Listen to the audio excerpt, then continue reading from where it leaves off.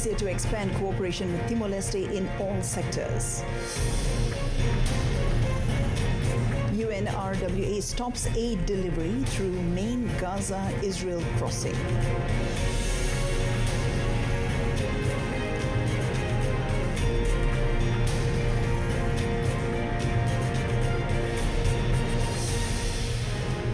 Hello, good afternoon and Salam Malaysia Madani. Thanks for joining us. I'm Humanitarian and you're watching World Today. Prime Minister Datuk Seri Anwar Ibrahim said Malaysia will further expand the cooperation with Timor-Leste in all sectors. They include infrastructure, services, agro-industry, livestock and halal products. We are extending that collaboration, including in the field of defense, security, and we will continue to give, to render whatever support necessary in terms of through the Malaysian Defence Cooperation, also MTCP. Elaborating further on the matter, Datuk Seri Anwar said both countries would also strengthen the cooperation in terms of technical and vocational education and training, TVET, as well as higher education. He said Malaysia also welcomes the approval for direct flights to Timor-Leste, with Batik Air set to begin flights to Dili early next year. He added Malaysia also fully supports and looks forward to Timor-Leste's accession as a permanent ASEAN member. He noted that Malaysia will do whatever is necessary to assist Timor-Leste so that the process can be accelerated. On international issues, the Premier said both nations are on the same page and he expressed appreciation to Timor-Leste for its support for the Palestinians in Gaza.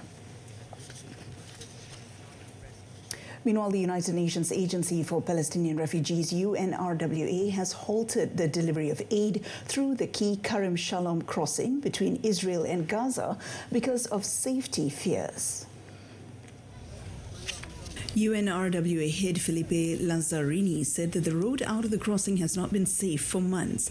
He noted that on 16th November, a large convoy of 8 trucks was stolen by armed gangs.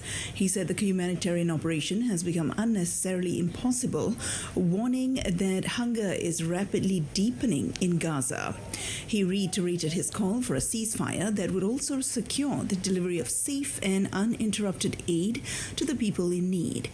Lazzarini also said Israel must refrain from attacks on humanitarian workers. His demand follows an Israeli strike on Saturday that killed 3 contractors of the U.S. charity World Central Kitchen. The United Nations last month said 333 aid workers had been killed since the war began, including 243 UNRWA employees. Head of Mission for Doctors Without Borders, Claire Nicolay, said that the situation in Gaza was catastrophic and UNRWA's announcement was the straw that broke the camel's back because the agency was the backbone of aid for the supply of food and equipment. Meanwhile, the Israeli army has killed at least 4 people in the occupied West Bank. According to the Palestinian Health Ministry, they were killed due to the occupation's aggression on the village of Sir in Jenin district. One of the residents in the village said that the planes came and started bombing the area in the morning before the army stormed the entire area and declared it a closed military zone. Last month, the Israeli army launched several raids in Jenin, killing 9 people.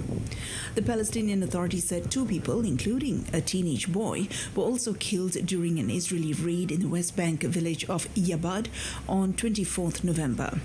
Violence in the West Bank, particularly in the north of the territory, has soared since the war in Gaza began in October last year.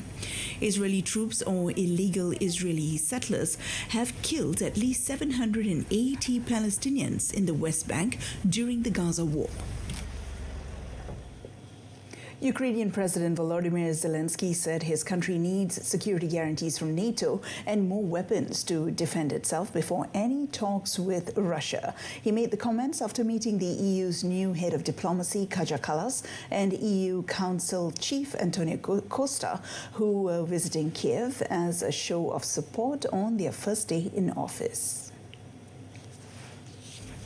Zelensky said at a press conference with Costa that an invitation for Ukraine to join NATO is necessary for the country's survival. He said his country needs to be in a strong position before any talks with the Kremlin, calling for steps forward with NATO and a good number of long-distance weapons to defend itself. And steps forward with NATO. The second point, it was the first point.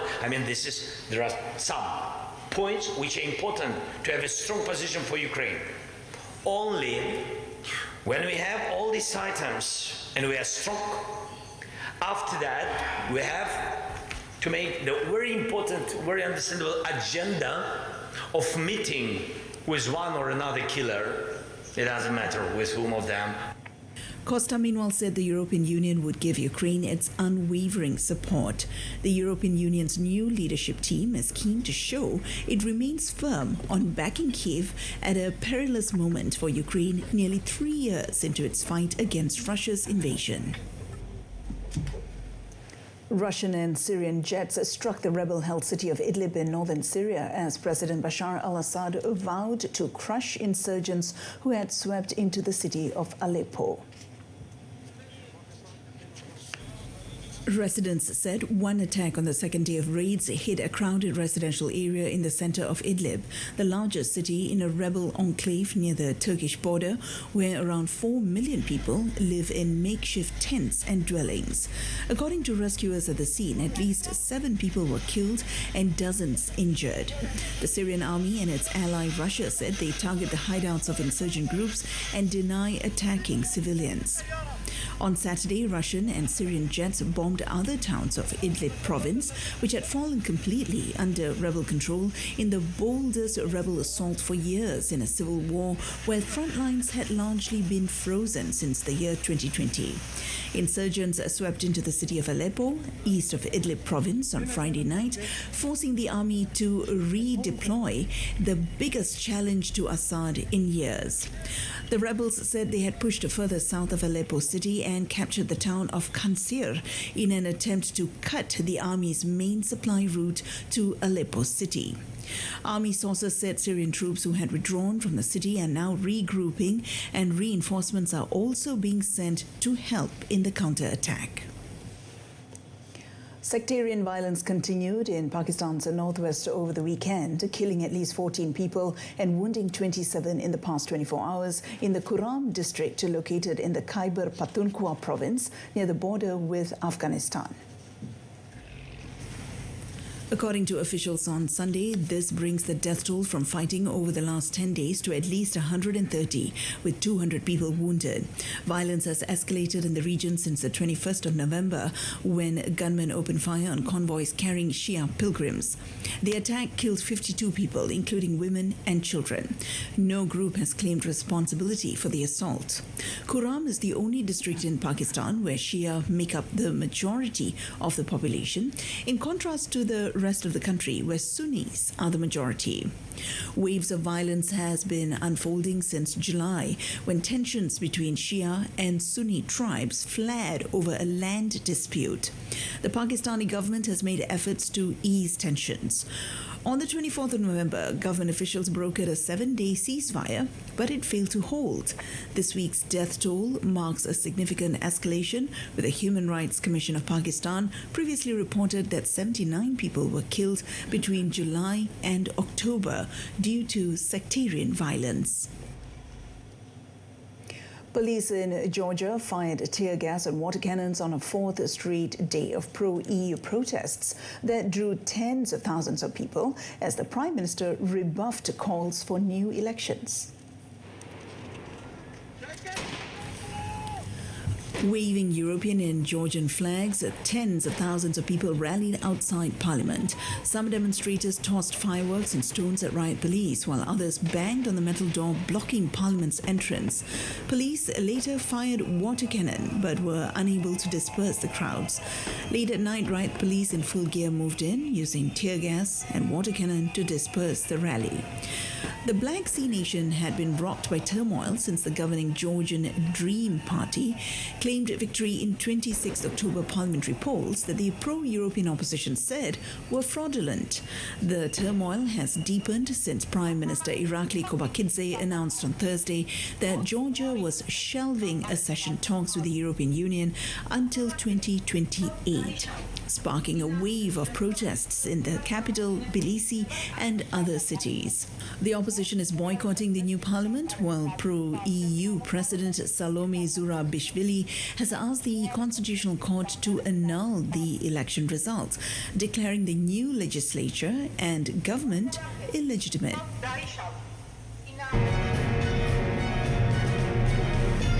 Coming up, 31 crew on Thai fishing vessels held after deadly encounter.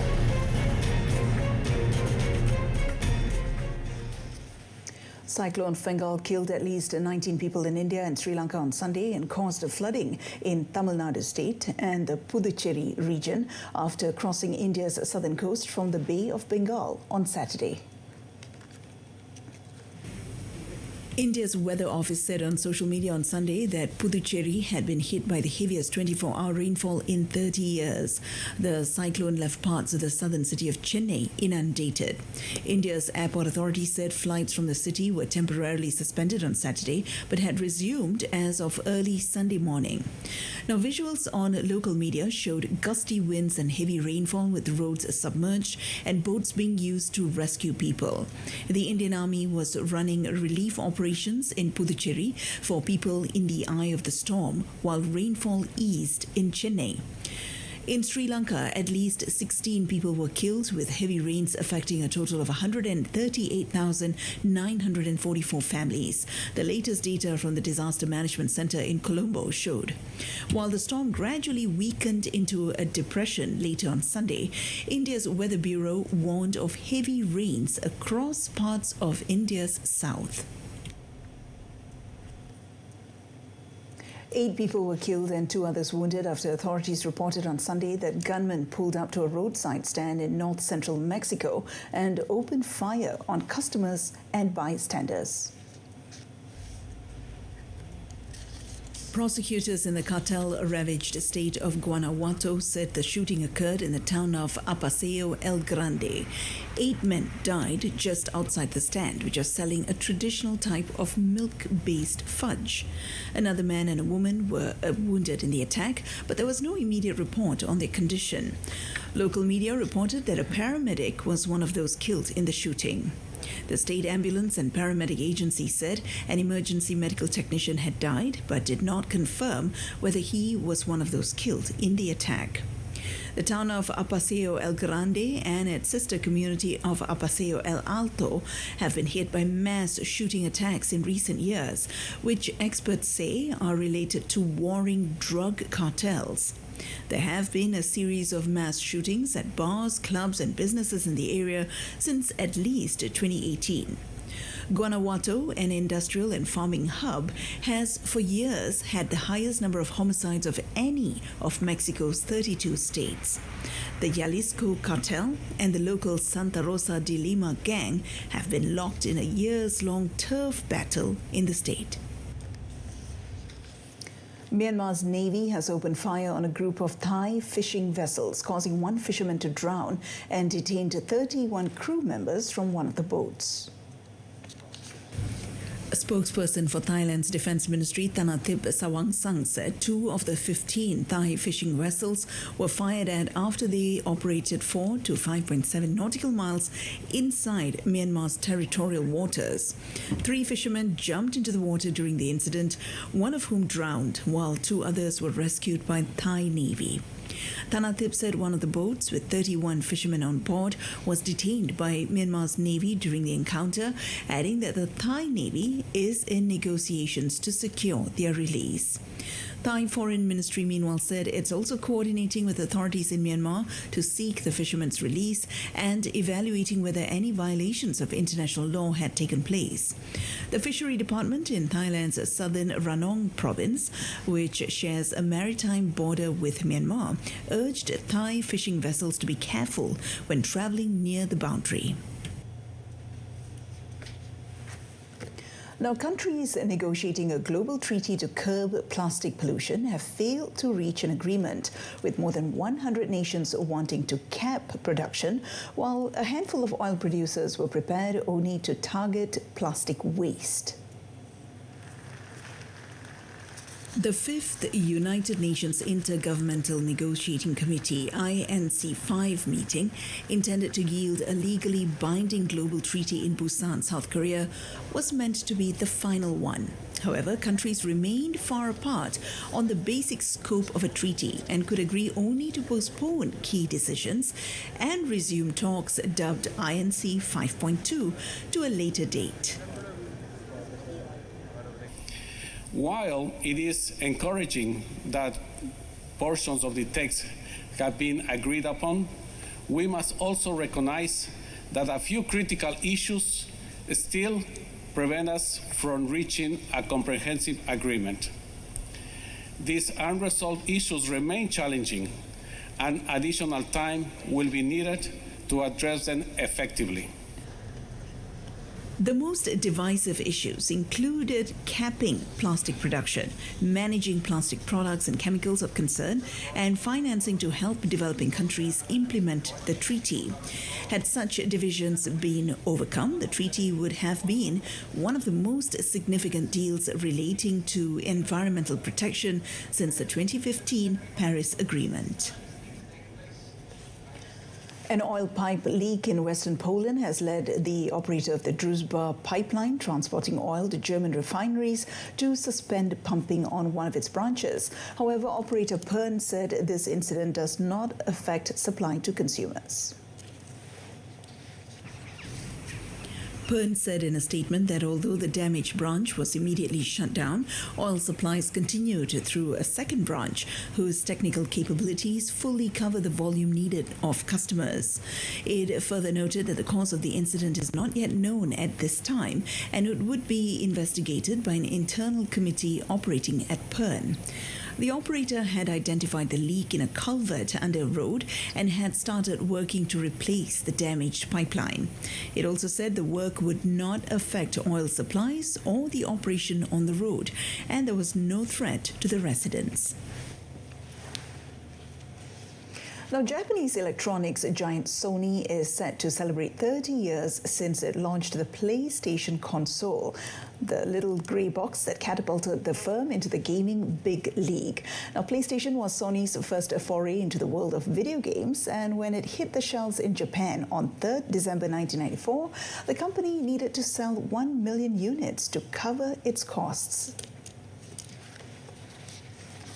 In the end, the gadget became a legend, selling more than 102 million units, helping to launch many of the industry's best-loved franchises and positioning Sony as a heavyweight in a hugely lucrative sector. One of the keys to its success was broadening the appeal of a pastime that had often been dismissed as a hobby for children. From the off, the firm was clear that it wanted to thrash this image. In part, this stems from Sony's rivalry with Nintendo, which was already a dominant player in the sector by the mid-1990s, but whose games skewed young.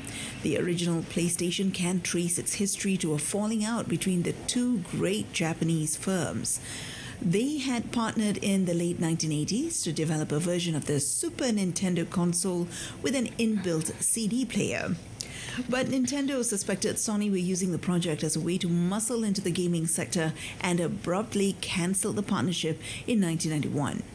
Now, Sony, who found itself in a humiliating position, pushed ahead with the project by itself. The hardware proved to be revolutionary, CD-ROMs being cheaper and storing much more data than the cartridges used by Nintendo and other consoles. The PS2, meanwhile, is still the most successful console in history, having sold more than 160 million units.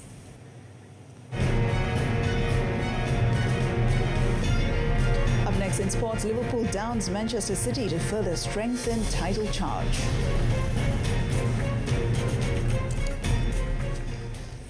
We begin with Syria. Fiorentina midfielder Eduardo Bove was taken off the pitch in an ambulance after collapsing shortly after the start of their Syria match against Inter Milan on Sunday.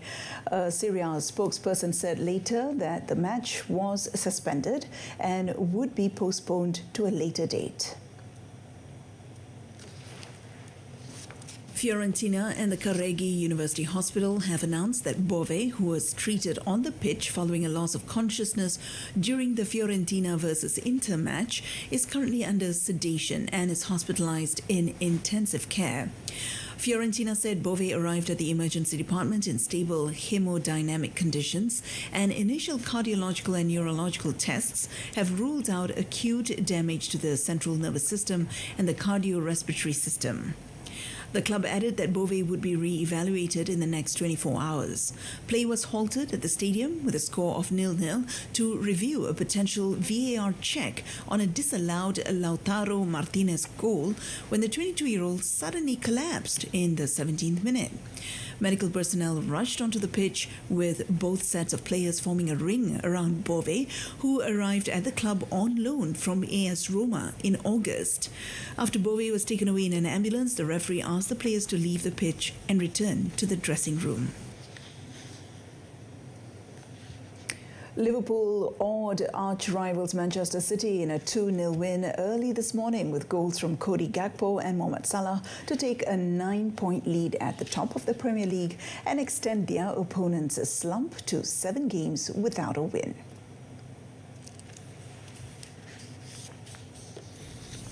The result was City's first 4-game losing streak in the Premier League since 2008 and pushed Pep Guardiola's struggling side down to an unfamiliar 5th in the table, 11 points behind their greatest rival of recent years. Buoyed by a midweek Champions League win over Real Madrid, Liverpool came out flying and could have wrapped the game by halftime with a hatful of chances, including 2 thundering Virgil van Dijk headers, one of which hit the woodwork. The first goal came in the 12th minute after a sumptuous long pass from Trent Alexander-Arnold to Salah on the right wing. His low cross eluded Manchester City goalkeeper Stefan Ortega for Gakpo to nudge the ball in at the back post. Salah scored Liverpool's second with a 78th minute penalty after his strike partner Luis Diaz was brought down by Ortega in the box, sending the Anfield crowd into delirium.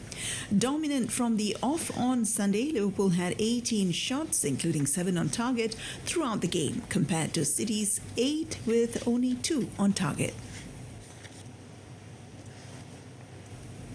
Elsewhere, expertly taken goals from Nicholas Jackson, captain Enzo Fernandez and Cole Palmer earned Chelsea a 3-0 home win over Aston Villa, lifting them to joint second in the Premier League table.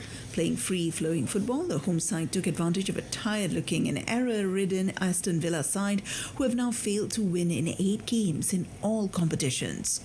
The Londoners made their mark early when Senegal striker Jackson neatly side-footed a Marc Cucurella's cross from the left, knocking it off the post in the 7th minute.